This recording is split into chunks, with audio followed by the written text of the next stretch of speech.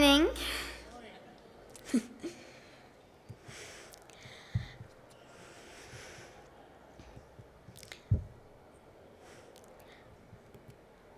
Today, I'm honored and very happy to be with you. Now you may wonder, what is this little girl doing here? First thing, I'm not a scientist or an innovator yet.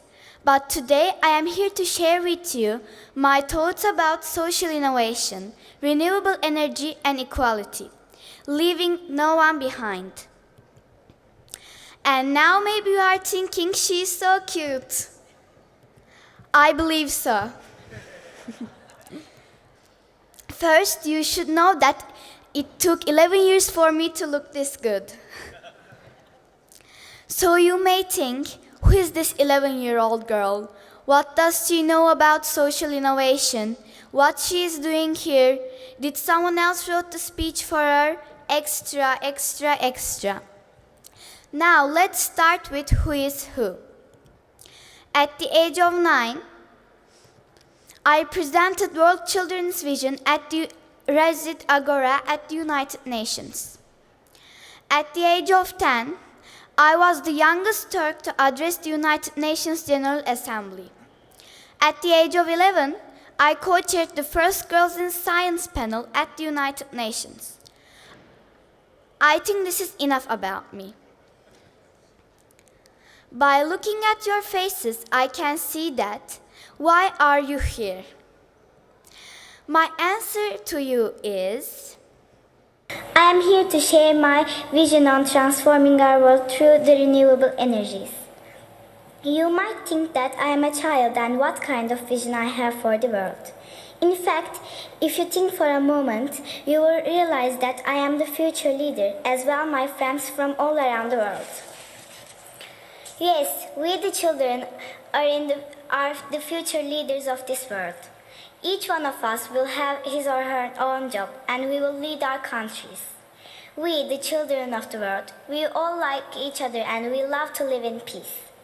You older people are controlling our lives, taking decisions without asking us. So far your decisions led to wars, global warming, cutting the trees and disturbing the environment, our environment. Hunger and poverty is everywhere. Inequality between boys and girls, men and women, between countries and people is increasing every day. With all your failures, you still think that you know the best about our future. You did not ask us and you never sought our opinion. You did not leave us anything beautiful.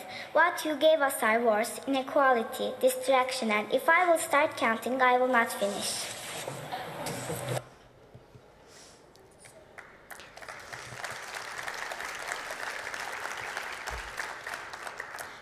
secondly, you may think that, what does she know about social innovation?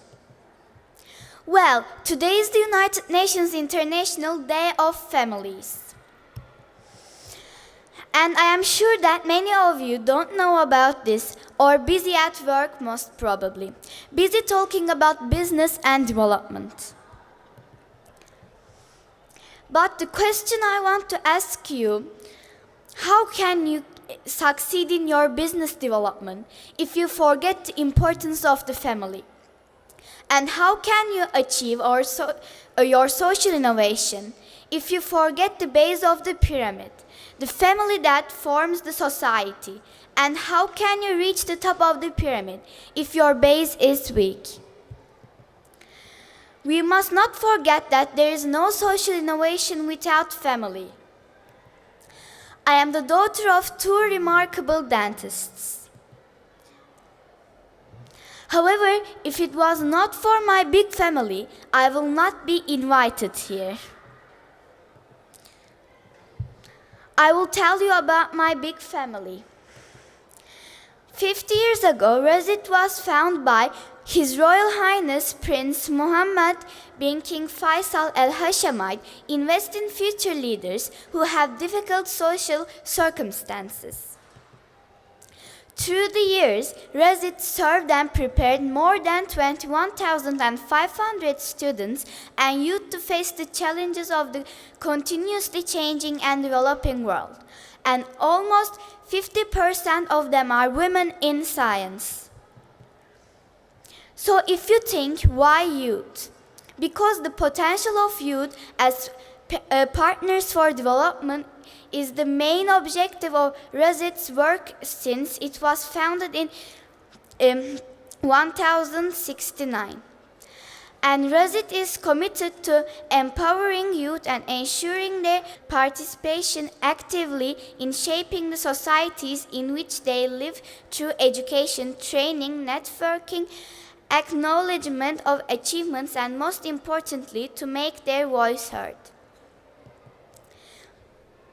50 years ago, Rashid took the lead and organized the first International Youth Conference with the UNESCO, and the main outcome is the International Youth Day. If we list some of the Rashid's achievements, Sustainable Development Studies Center, Women in Science International League, and one of many achievements, world recognition to the role of women and girls in science in sustainable development programs. Thanks to RESIT, the voice of women in science experts is heard at the United Nations. Campaigns, governments, universities, and organizations are now looking at women in science expertise. Girls like me are choosing science because we have now more role models to look at. Refugees, women in science are more helped, and even the rights of disabled girls in science is now recognized internationally. Like my friend Helen Chan, first youth to moderate official panel at the United Nations. And this year we had our first Girls in Science panel at the United Nations. We know that girls in science are heard and our opinion counts. I am the first girl for girls spokesperson for RESIT. My first activity for RESIT is to start a viral campaign for spreading knowledge through education about girls in science in support of sustainable development. I ask you all officials, ambassadors, and everyone to make a pledge. I support girls in science. One of the examples.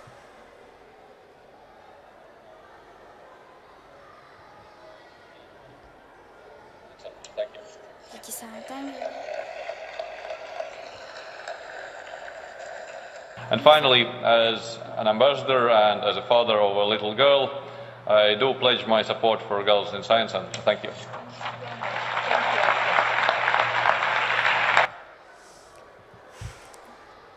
This is how RESIT is investing in future leaders. Firstly, education and science are very important.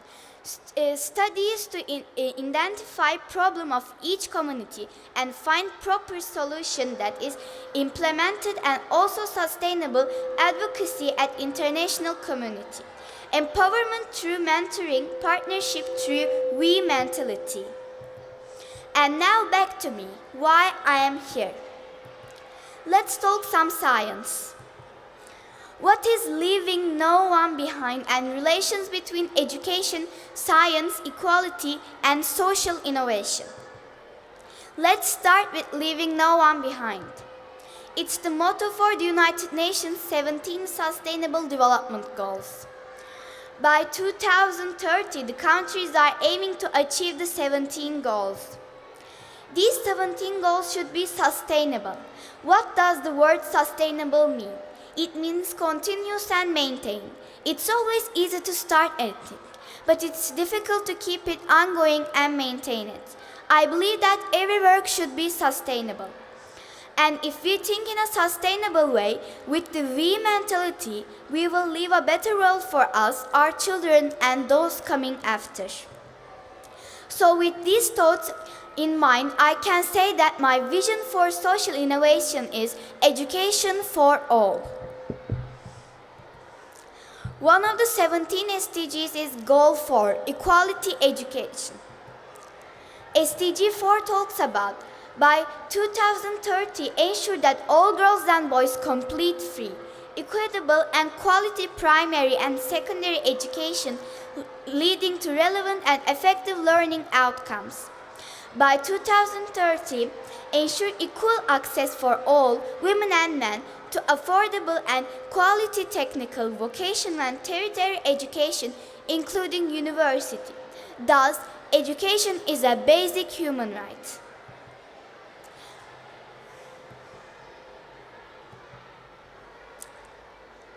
Unfortunately, children with disabilities don't have proper access to education.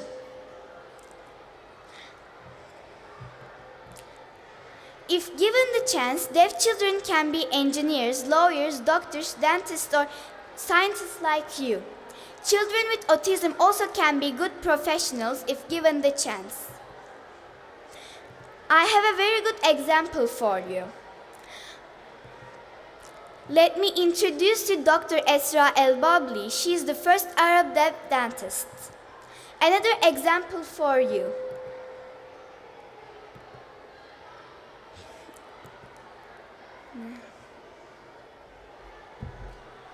Burası ayrı gidiyor.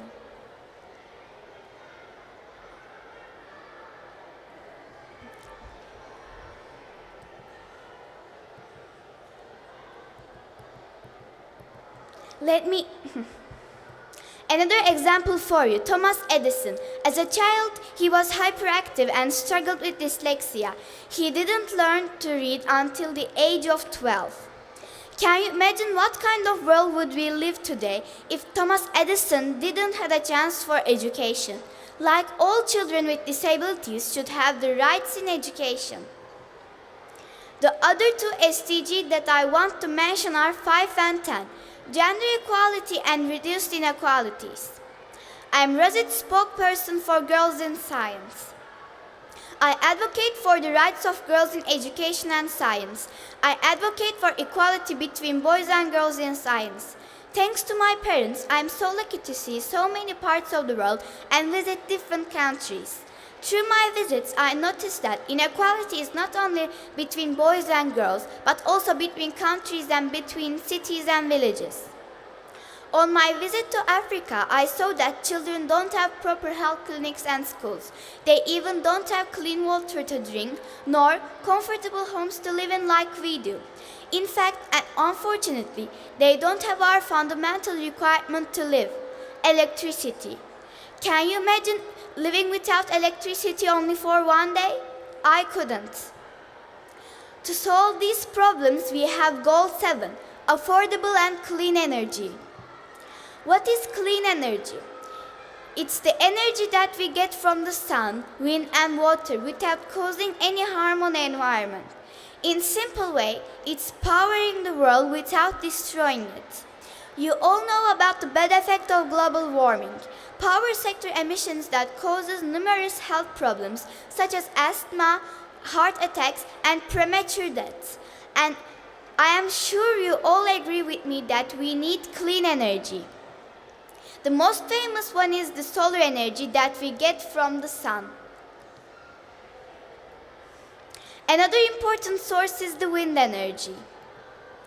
And if you ask why renewable energy, because the sun and the wind, it belongs to all of us, it's for everyone.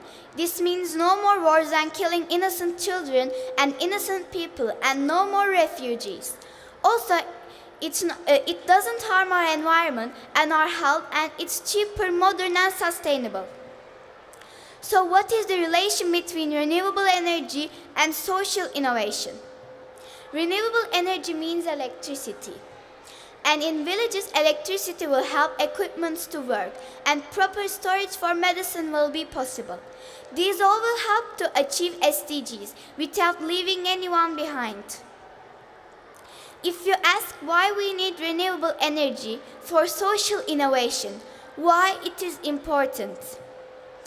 For example, if big buildings will operate on renewable energy, what will happen?